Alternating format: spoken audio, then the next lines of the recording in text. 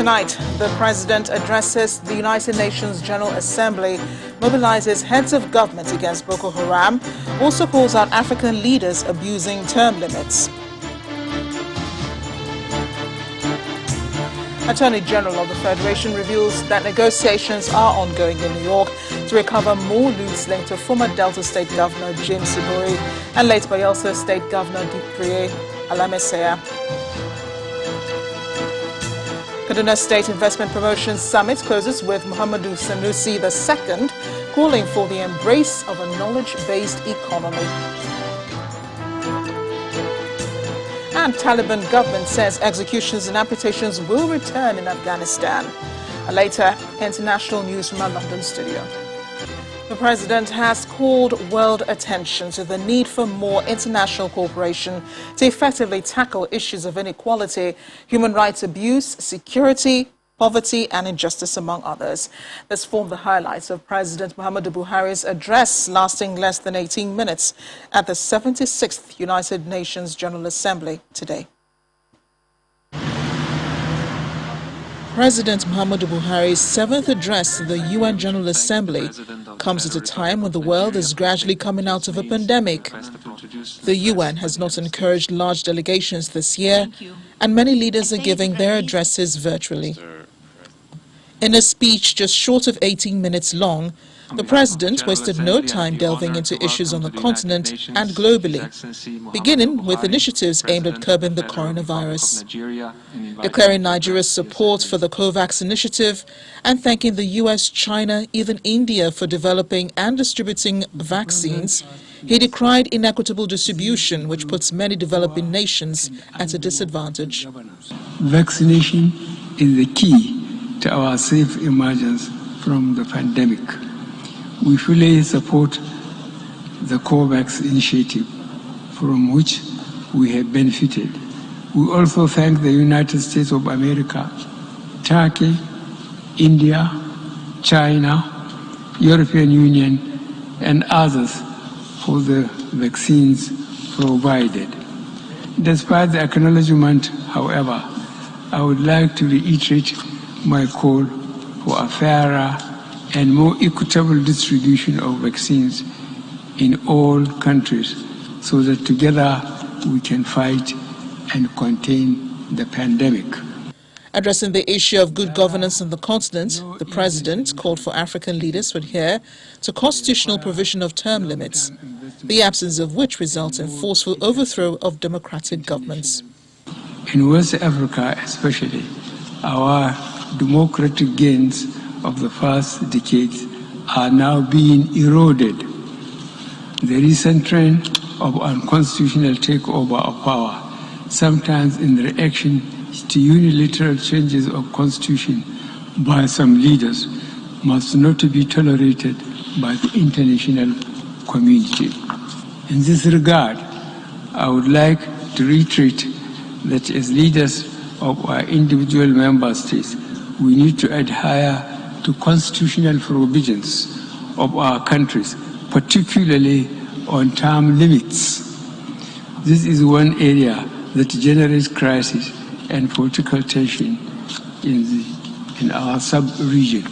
He condemned the proliferation of small arms and light weapons, which he says is having social and economic consequences around the world, and called for greater cooperation for the international community to find solutions. On the issue of terrorism, he described non-state actors like the Boko Haram militant group as preying on soft targets. He promised Nigeria will not spare the group. Terrorism continues to dominate security discourse worldwide. In Nigeria, Boko Haram, terrorist group, though fragmented by internal strife and weakened by our defense forces, is still active and preying on soft targets. Nigeria will continue to work closely with the United Nations counter-terrorism bodies and entities with a view to bringing the scourge to an end. Nigeria has spared no effort in addressing the challenges of terrorism posed by the activities of Boko Haram in northeast Nigeria, the Lake Chad region, as well as banditry in the northwest and north central. Nigeria remains deeply concerned over the illicit trade, transfer, and circulation of small arms and light weapons. Their excessive accumulation and uncontrolled spread in many regions of the world are having devastating humanitarian and socio-economic consequences, especially on the continent of Africa. As he wound down on his speech, the president touched on various other issues such as the unsustainable burden of debt borne by African countries, especially during the pandemic, climate change, and respect for fundamental human rights. Joining me now from New York is our State House correspondent, Gloria Omizuko, who's been covering the UN General Assembly. Gloria, great to see you. How did the heads of states and governments receive the message of President Buhari? And then talk to us about, the backdoor politics amongst heads of states and governments at the UNGA. Yeah, thank you, Marachi. Well, the president delivered his address today on the floor of the General Assembly.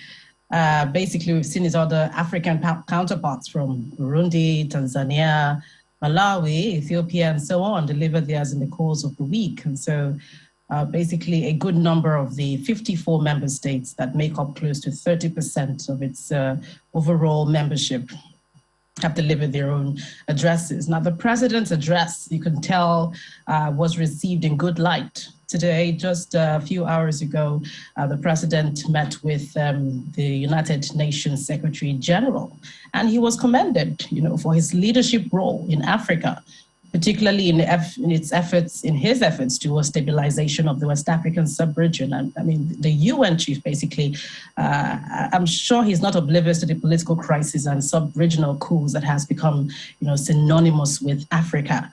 But he also made mention of the fact that the president has made tangible efforts towards addressing terrorism, issues of terrorism and humanitarian crisis. And this is an area intrinsically that he wants to give, much support towards so that Africa can, get some succor from this crisis. This is very good news, if you ask me, arising from this conference, and hopefully that promise will be followed to the letter. He also talked about Nigeria's effort on climate change, lending a hand of support towards the country in this regard. And we also saw the president emphasize today in his speech on getting to the root cause of conflict, particularly in West Africa. Fundamentally, this, I might say, would resonate very well with calls by other African leaders, essentially compelling his sense of multilateralism. And so a lot of what has been said today in other areas also speak to what other leaders are also canvassing for. And it was also of particular note, very gratifying that the president touched on gender equality. These are points raised by other African leaders as well, in particular the Tanzanian president yesterday, who talked about the need to come up with actionable plans to advance women empowerment. There are other areas, such as agriculture, that was manifest in his meeting with the Queen of Netherlands and all of that was pointed out today. And I think all of this resonated well with other African leaders as well, Amarachi. Thanks a lot, Gloria. A lot happening at the UN General Assembly, and thanks for wrapping up, the reportage of the Assembly for us. Staying in New York, the Attorney General of the Federation, Abubakar Malami, who is also attending the United Nations General Assembly, has been speaking about negotiations with member nations on repatriation of loot by former governor of Delta State, James Ibori, and late governor of Bayelsa State, Dieprie Alamesea. Speaking on our political program, Politics Today, the Minister of Justice said already draft agreements have been initiated between Nigeria and the concerned countries to return over $200 million, a part of which are loot by politicians and the two former governors.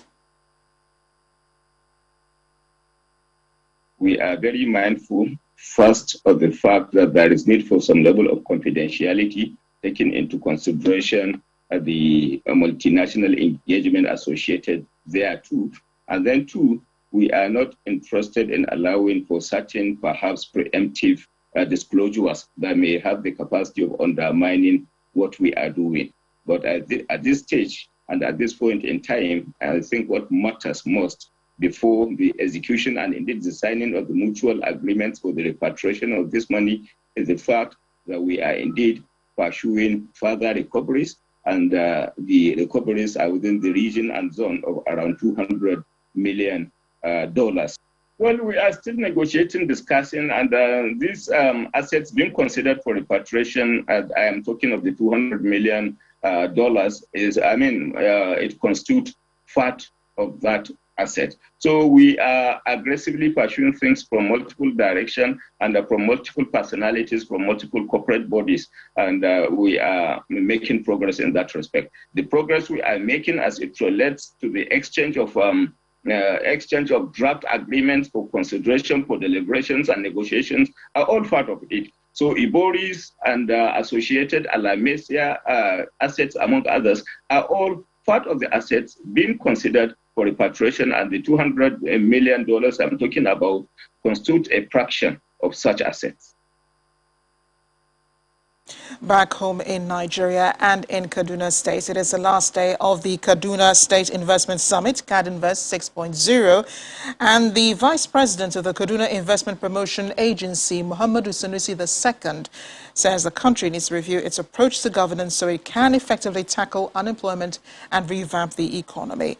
He adds that Nigeria's neighbor, Ghana, already has a head start by embracing a knowledge-based economy. Please, a round of applause as we welcome and receive him upstage. Thank you. Only 9% of new graduates find employment. So we have an incremental 4.5 million added to the unemployed annually. This is Nigeria. Only 9% of graduates find employment. 41% is the number for youth unemployment. Whereas overall, we have 27% unemployment. Among the youth, it is 41%, which is the most serious component of the population, because that's where you have restiveness, that's where you have thuggery, that's where you have crime, that's where you have insecurity. Nigeria is ranked 114th in the Global Innovation Index. We are lower than other African countries such as Kenya, such as Rwanda, and Senegal. We are in fact ranked 14th in sub-Saharan Africa. I think we should have these reality checks and know where we are as a country. Let's not, we continue calling ourselves, what do we call ourselves? The giant of Africa. We're the giant of Africa. We are a giant with clay feet. Okay? So we are 14th in innovation in sub-Saharan Africa. Countries like Senegal and Rwanda and Kenya are ahead of us. I'm not even talking about South Africa. Our federation, our expenditure as a country on education is only 7% of the budget. 7%. We're spending less on education than Ghana. I'm not talking about as a percentage of the budget. In absolute terms, even though the Ghanaian economy is much smaller than the Nigerian economy, even though the Ghanaian government revenue is less than the Nigerian government revenue, Ghana is spending more on education than Nigeria. In part two, after the break, prominent Nigerians converge on Lagos to remember former Nigerian technocrat, administrator, and industrialist Gamaliel Onosode. Please stay with us.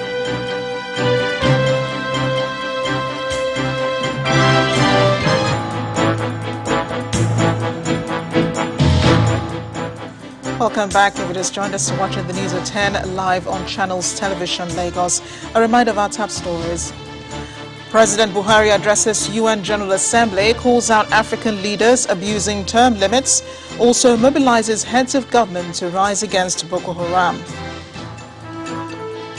Attorney General of the Federation reveals more loot linked to former Delta State Governor James Ibori and late Bayelsa State Governor Yeprie Alamesea.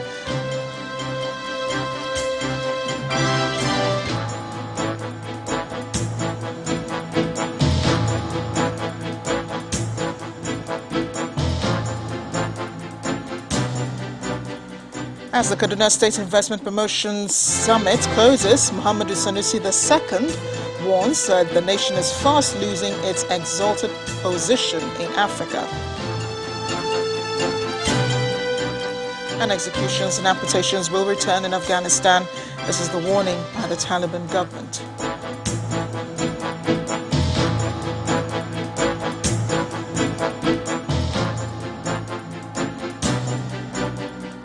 Welcome back, and we're staying with the Kaduna State Investment Summit at the closing ceremony today.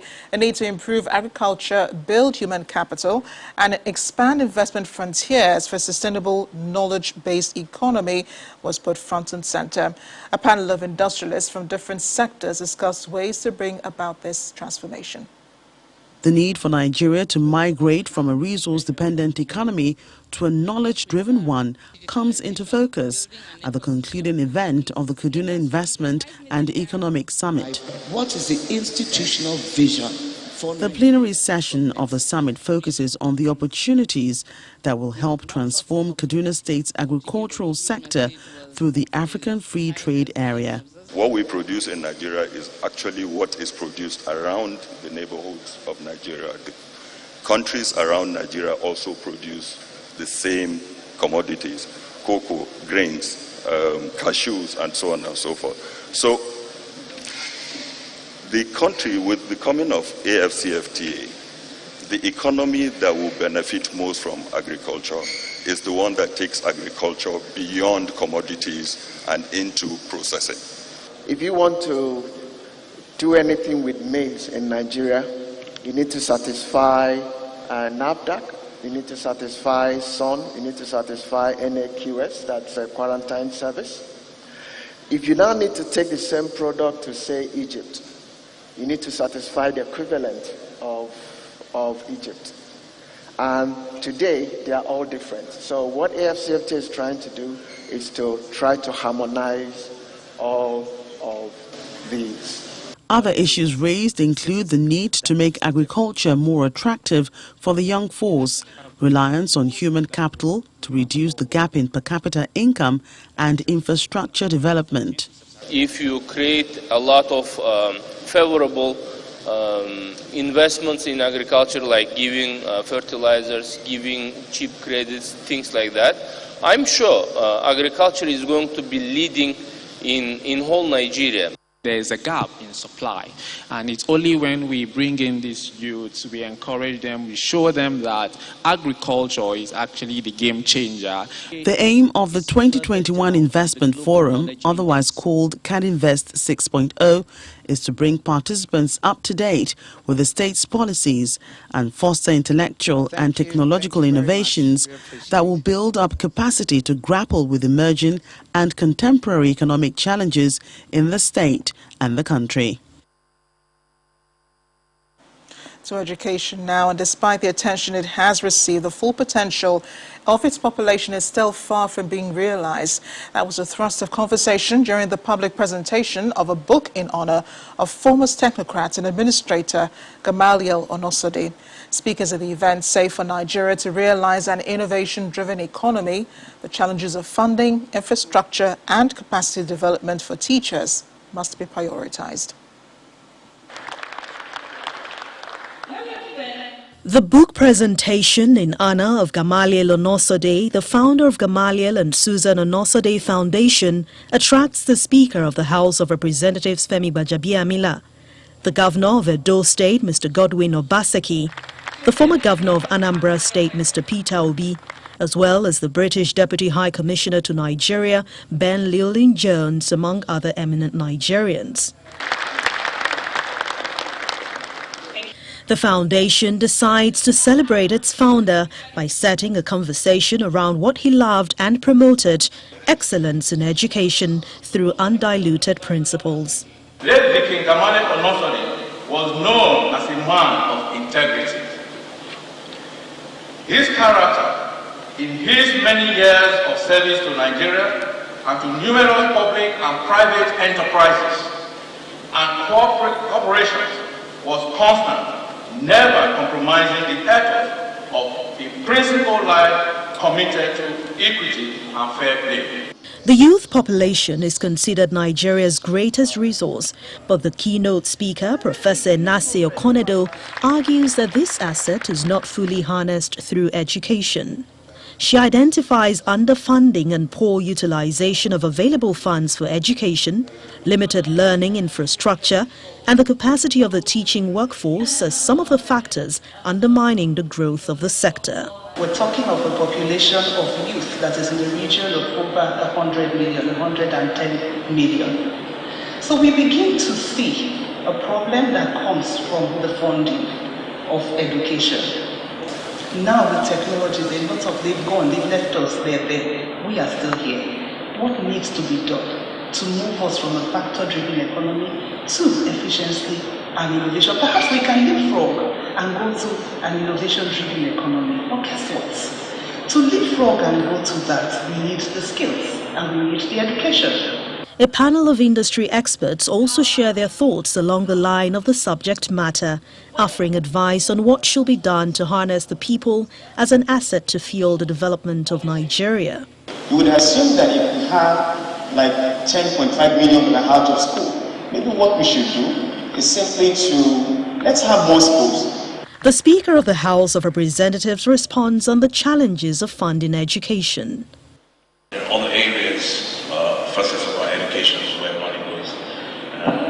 And we'll continue to provide, we'll continue to fund education in Nigeria as best as we can. We must understand that the resources are limited. We're not where things are not where they used to be in terms of resources. Tackling the challenges in the education sector requires support beyond what the government is doing, and the British government says it is committed to that. We at the British High Commission are committed to supporting Nigeria when it comes to education, whether that be through our achieving scholarships which bring Nigerian students to the UK and importantly bring them back so they may contribute to Nigeria's development, whether it be through our British Council Connecting Classrooms programme, or indeed whether it be through digital access and the work we do there to help those who cannot at the moment physically attend school because of COVID and other challenges, at least appreciate and benefit from digital online education. Gamaliel, Onosode, the main highlight of the event is the public presentation of the book Gamaliel Onosode Classicus. It chronicles his career path, his leadership quality and style, and the lessons to learn from all that made him a cynosure. We're going straight up to Abuja, where Terry Kum is standing by with more on the news at 10. Hi, Terry. Hello, Amarachi. Nice to see you. The Vice President says the industrialization policy of the Akwa Ibom state government is in line with the federal government's policy on development of critical infrastructure. Professor Oshimbajo stated this while commissioning the Dakada Tower in Uyo, the Akwa Ibom state capital. He noted that the 21-story smart building will help to address the paucity of world-class accommodation facilities for the business community in the state. Abidjan here should be successful. In Jesus' mighty name we pray. It's a large gathering of people cutting across several spheres of society in Uyo, the Akwa Ibom state capital, who are here to witness the commissioning of the state-of-the-art Dakada Tower to serve the interests of the business community. The Vice President, Professor Yemi Osinbajo, is the special guest for the ceremony, and he's joined by the Akwa Ibom State Governor, Udom Emmanuel, for the occasion, including other guests. Check. Thank you. Governor Udom Emmanuel expressed his appreciation to the people for their support on the project and other efforts of his administration. Let them know that government of Akwa Ibom, the entire Akwa Ibom is in safe hands. And we are experts. And we are going to run it very well and very safe. I want to thank all Akwa Ibomites for all the support. I've gotten tremendous support from Akwa Ibom people. And more will be coming. Describing the Dakada Tower as a catalyst for private sector investment in Nigeria, which is already yielding results, the Vice President had some words for international oil companies and the business community on the project. So the completion of the Dakada Tower will most definitely address the questions of the paucity of world-class office accommodation for both local and corporate international companies, especially oil and gas companies.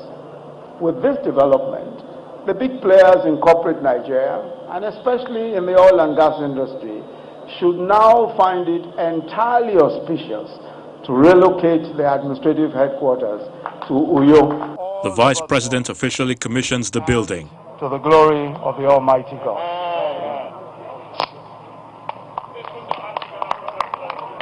The event of the Dakada Tower commissioning formed part of ceremonies to mark the 34th anniversary of Akwa Ibom State. And when the news at 10 returns, Air Peace acquires new aircraft and Bank of Industry launches Delta State NG Cares program. Join us again.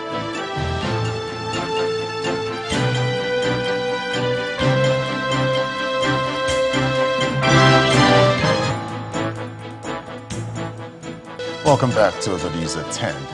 Now, with less than a week to the 61st independence of the country, the Ministry of Information and Culture has outlined activities to commemorate the occasion. At a news conference in Abuja, the Permanent Secretary of the Ministry, Ifeoma Anyanwutaku, explains that the week-long celebration would begin with an interdenominational church service on Sunday, the 26th of September. This will be followed by a special award ceremony to hold on Thursday, September the 30th, at the banquet hall of the Presidential Villa. The celebration will be rounded off with a Jumat service on Independence Day, after the anniversary parade at the Eagle Square on the 1st of October. One of Nigeria's leading airlines, Air Peace, continues its expansion program as it adds another Embraer 195 E2 aircraft to its fleet. Chairman of the company, Mr. Allen Onyema, says the latest acquisition is a game changer for the industry as Air Peace takes safety and comfort of passengers to a higher level.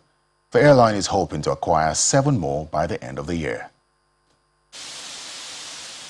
Captains in Nigeria's aviation industry, as well as top government officials, accompany the Chairman Chief Executive Officer of Air Peace, Mr. Allen Onyema, to commission and inspect the brand new Embraer 195 E2 aircraft at the Nnamdi Azikiwe International Airport, Abuja.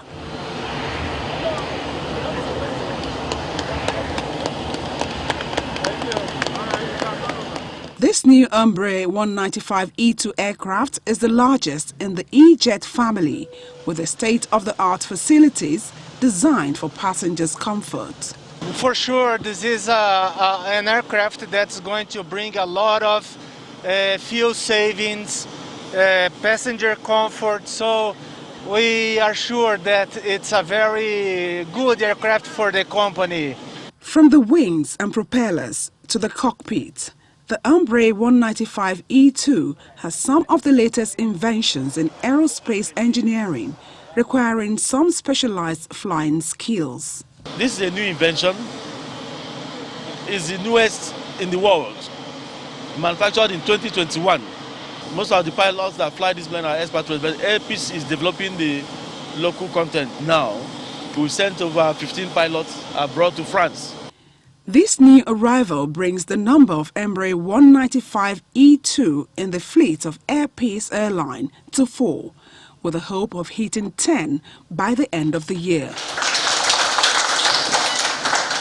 After the inspection tour, the chairman told the news conference that the investment is worthwhile.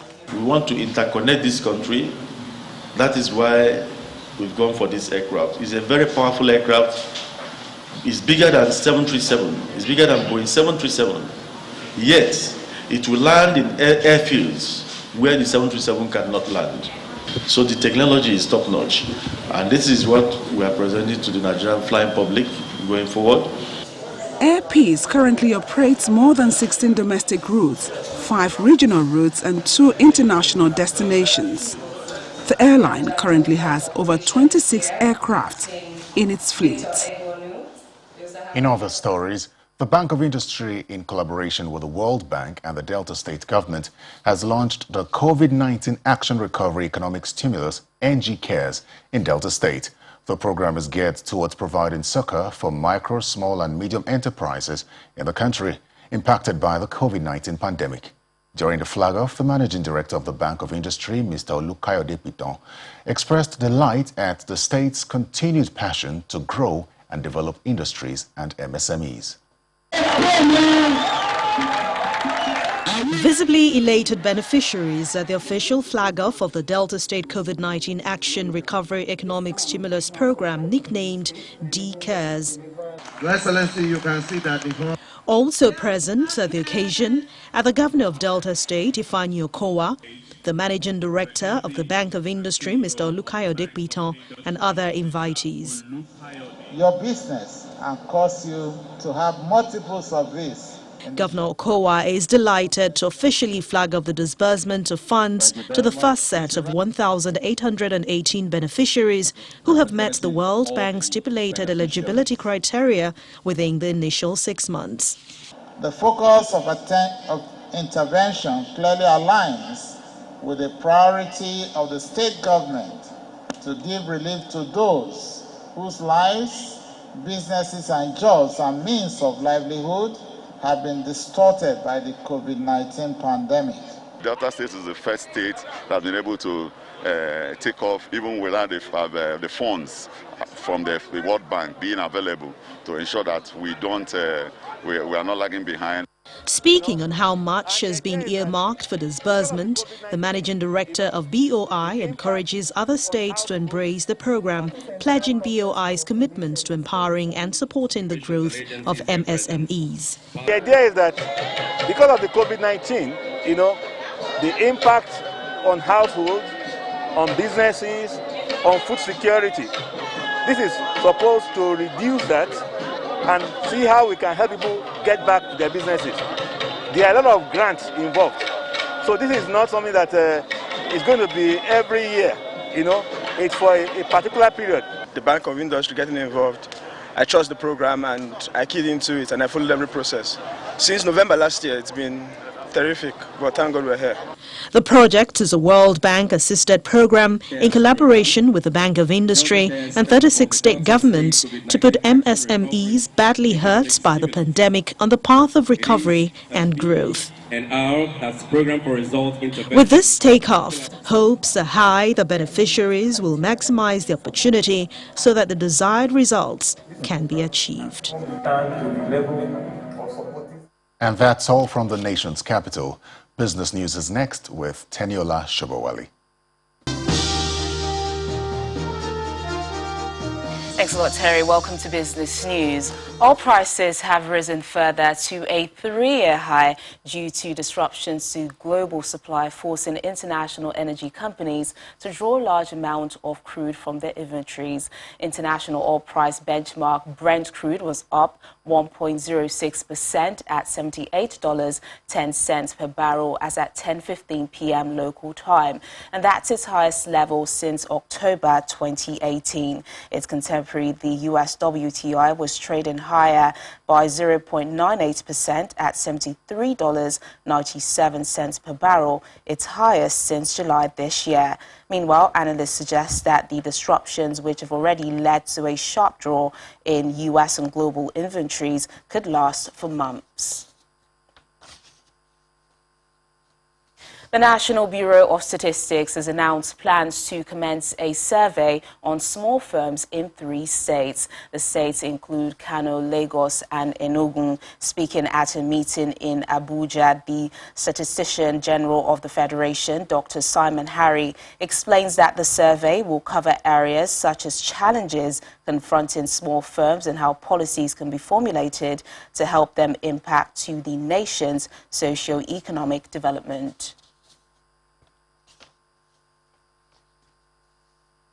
Well, it's another win for the domestic stock market as it sustains the previous mild rebound with the largest volume of transaction recorded in several months within a single day. Laddie Williams has the details.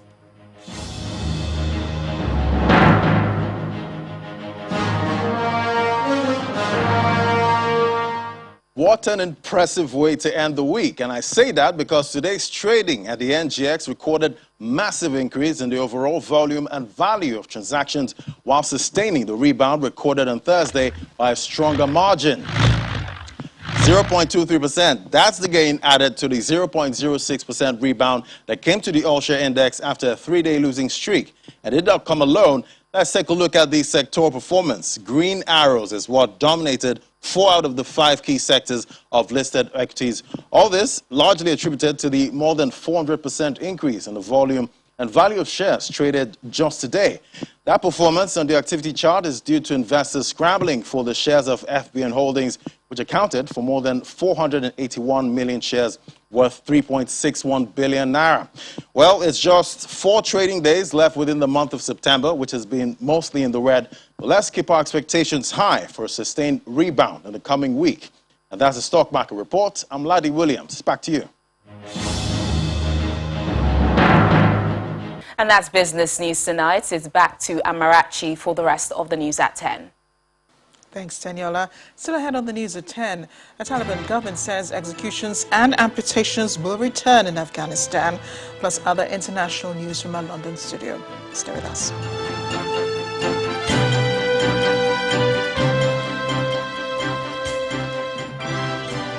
Welcome back. One of the founders of the Taliban and the chief enforcer of a strict rule in Afghanistan during the 1990s says the group will once again carry out executions and amputations of hands, though perhaps not in public.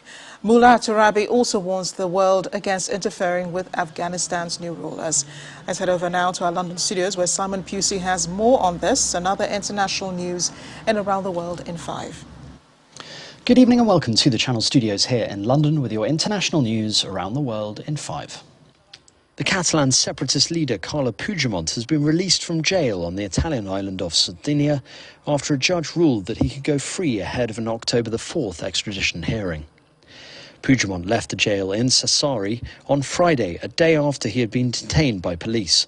He is wanted in Spain for sedition for leading a 2017 secession bid for the Catalonia region, where he served as regional president at the time. Libertad! Libertad! Protesters waving Catalonia flags gathered outside the Court of Appeal in Sassari, in the island of Sardinia. Mr. Puigdemont had travelled to the Mediterranean island for a Catalan folklore festival, according to his lawyer. In Barcelona, Catalan separatists gathered in front of the Italian consulate to protest against the detention of the separatist leader. 5 climbers have died after they got caught in a sudden snowstorm on Russia's Mount Elbrus, the highest mountain in Europe located on Russia's border with Georgia. The 14 other members of the party were rescued and most of them were taken to hospital. Footage shows rescue operation in progress on the peak in the Caucasus in high winds and heavy snow while temperatures were around -20 Celsius. An organizer of the ascent explained to the TASS news agency that one woman fell ill and decided to come down with one guide. She died in her arms as the weather deteriorated catastrophically and 4 other people then died. The survivors suffered frostbite and other injuries. Evacuation orders have been issued in Northern California for those living near the Fawn Fire, which has already destroyed 5,500 acres. Footage shows firefighters working through the night in Redding to battle the blaze, which officials estimate is only 5% contained. California typically experiences its peak fire season in late summer and fall, but the state is on pace to see more of its landscape go up in flames this year than last, which was the worst year on record for the state. The Taliban's notorious former head of religious police has said the extreme punishments such as executions and amputations will resume in the country. Mullah Nuruddin Turabi, now in charge of prisons, told a news agency that amputations were necessary for security. Since taking power in Afghanistan on the 15th of August, the Taliban have been promising a milder form of rule than in their previous tenure. A dramatic image by photographer Alfonso Escalaro shows a house in the Canary Islands that has managed to escape lava from the erupting volcano. People on social media have dubbed the residence in La Palma a miracle house. The volcano started erupting on Sunday. More than 200 homes have been destroyed and around 6,000 people evacuated. It is owned by a retired Danish couple who said they were relieved the house is still standing. The lava from the volcano is still advancing and scientists are not sure how long the eruption will last. The FBI has issued a federal arrest warrant for Gabby Petito's boyfriend for his use of unauthorized devices following her death. Miss Petito's body was found on Sunday inside a park the couple had visited during their road trip. Mr. Laundrie is currently missing, and the indictment says Brian Laundrie used a debit card and PIN number for accounts that did not belong to him between the 30th of August and the 1st of September. Footage shows police officials searching for him at a Florida nature reserve. Two men posing as lawyers have shot dead a notorious gangster inside a courtroom in India's capital, Delhi. They opened fire at Jitender Maan Gogi inside the courtroom where a case was being heard against him. Officials have said the police returned fire, killing the two men. They suspect a rival gang planned the attack. Gogi was on Delhi Police's most wanted list, and he was also an accused in dozens of cases, including murder, kidnapping and fraud. The incident has raised questions over the security of Delhi's courts. And finally, impressive drone footage has captured 15 male humpback whales following a female in the waters off Australia's Queensland state in what scientists call a heat run. Whale researcher Dr. Olaf Meinecke has explained that normally humpback whales stay in smaller pods of 2 or 3 and less feeding, but this phenomenon can happen during their southern migration and mating period. And that's your international news around the world in 5. Now back to the Channel Studios in Lagos.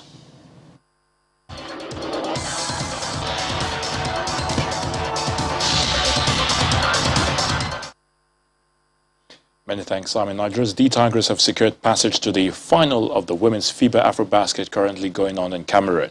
Nigeria beat rivals Senegal 73 to 63 points in a keenly contested semi-final game played in Yaoundé. The D Tigers will face Mali in the final after the Malians beat host Cameroon 52 to 51 in the other semi-final. IBF, WBA and WBO champion Anthony Joshua stepped up on the scale at today's weigh-in for his fight with Ukraine's Alexander Usyk at 240 pounds, while Usyk weighed in at a career-high 221 pounds. Joshua had been expected to come in at his lowest weight to help counter the speed of Usyk in Saturday's eagerly anticipated clash, which takes place at the Tottenham Hotspur Stadium in North London with a crowd of around 60,000 expected. Joshua needs to win to keep alive the prospect of becoming the undisputed heavyweight champion, but faces a tough challenge against the undefeated Ukrainian. To the stadium, heavyweight championship of the world on the hours and hours and hours in the gym. And what do we want on Saturday? We will deliver, we will deliver. Shout out to Finchley Boxing Club, shout out to GB Boxing, shout out to all the UK fans, Ukrainian fans, Nigeria, everyone that's come out to have a good time. Thank you so much, and I'll see you all tomorrow. Take care, yeah? Bless. Chelsea FC manager Thomas Tuchel admits that the game against Manchester City FC is important to his team, but insists it wouldn't have a huge impact at this stage of the season. The German coach said Chelsea's 3 wins against City last season could have gone either way, and that tomorrow's game would also likely be decided in small details and a little luck.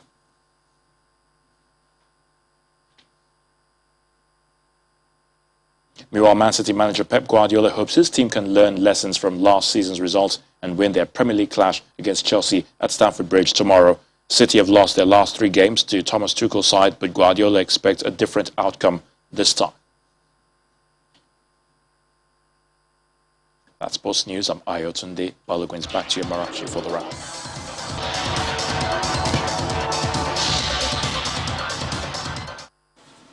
Thanks, Ayotunde. And the main news again. President Buhari today addressed the United Nations General Assembly, where he mobilized heads of government against Boko Haram and called out African leaders abusing term limits. Also today, Attorney General of the Federation revealed that negotiations are ongoing in New York to recover more loot linked to former Delta State Governor James Ibori and late Bayelsa State Governor Dieprie Alamesea.